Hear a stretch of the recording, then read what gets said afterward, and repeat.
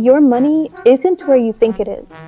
Right now, tonight, while you sleep, the cash you deposited this morning, gone. Not stolen, not lost, just used by someone else. And the wildest part? It's completely legal. This is the story of how banks stopped being safe boxes and became something much stranger, something most people will never understand until today. When you were a kid, someone probably told you this: save your money, put it in the bank, it'll be safe there. And that made total sense. You picture a giant vault, your dollars stacked neatly inside, waiting for you. Cute idea, totally wrong. Here's what actually happens the second your money hits the bank. The bank takes it immediately, and they lend it out to strangers. Now wait, that part you might already know. Banks lend money, that's their job. Sure, but here's where it gets weird. They don't lend your money exactly. They create new money out of nothing. This is called fractional reserve banking. Big words, simple idea. Let's break it down. You deposit $100. The bank is only required to keep a small slice of that on hand. Let's say $10. The other $90, they lend it out. Now that person deposits their $90 somewhere else. That bank keeps 9, lends out 81. On and on. 100 real dollars becomes over $900 floating around in the economy. Your 100, their 900. Welcome to modern banking. Now, for most of history, this system worked. It was shaky sometimes, but it worked. And then, something changed. Something changed in a way that nobody announced. No headlines, no press conference. The rules just quietly shifted. To understand what happened, we need to go back to 2008, the housing crash, the financial crisis. You've probably heard of it. Banks had been lending money recklessly, mortgages handed out like candy at Halloween. People who couldn't afford homes were buying them. Banks didn't care because they weren't holding the risk. They packaged those loans up, sold them to investors, and made their profit up front. Then the bomb went off. Millions of people couldn't pay their mortgages. Those safe packages fell apart, and banks, huge, powerful, too big to fail banks, started collapsing. The government stepped in, trillions of dollars in bailouts, and then came the part almost nobody talks about. In the years that followed, the rules changed quietly. In 2020, right at the start of a global pandemic, when everyone was distracted, the Federal Reserve did something remarkable. They dropped the reserve requirement to zero. Zero. As in, banks no longer had to keep any of your money on hand. Now, the Fed said this was fine because banks have other tools now, other safeguards. And in theory, that's true. But here's the thing about theory. Theory doesn't always hold up under pressure. So let's use a metaphor. Imagine a restaurant. You pay for your meal up front, before it's cooked. The restaurant takes your money, uses it to buy ingredients for other customers first, and promises your food will be ready when you want it. Most of the time, it works. The kitchen is fast. The system flows. But what happens on a really, really busy night? What if everyone shows up at the same time demanding their meal? That's called a bank run, and it has happened before.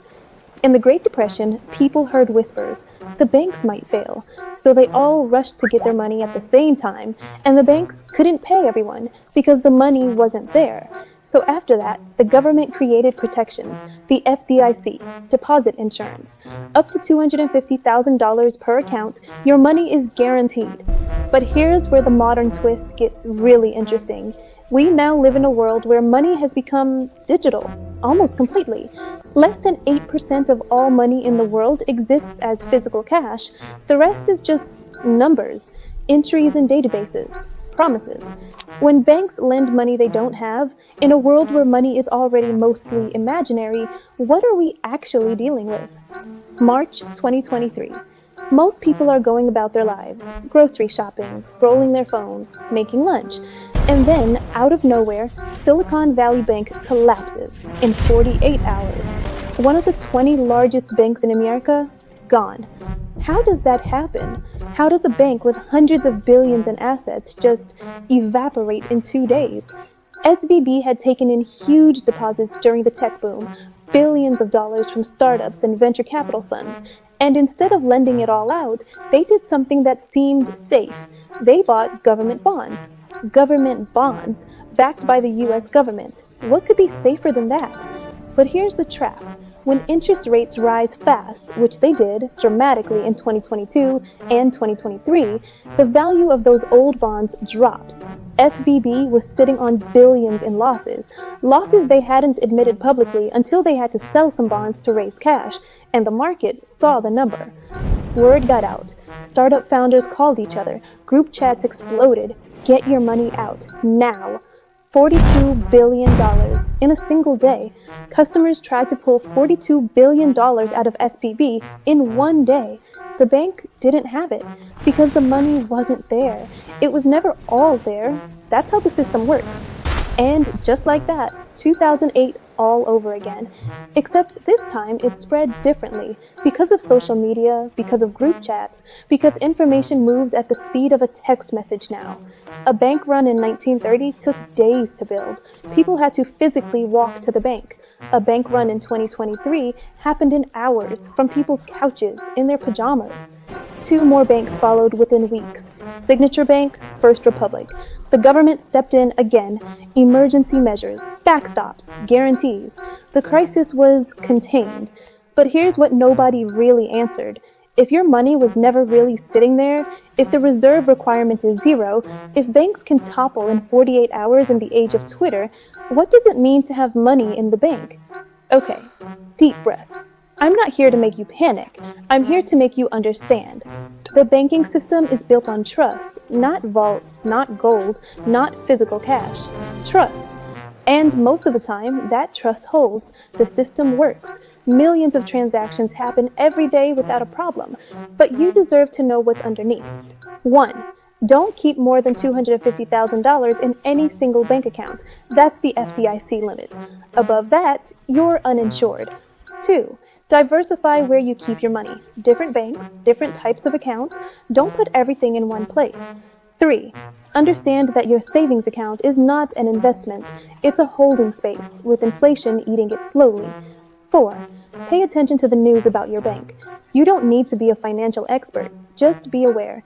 You just learned something that most adults will go their entire lives without understanding. If this opened your eyes, share it. Subscribe to keep learning. Drop a comment. What surprised you most? Because the more people understand this system, the harder it is for the system to surprise them.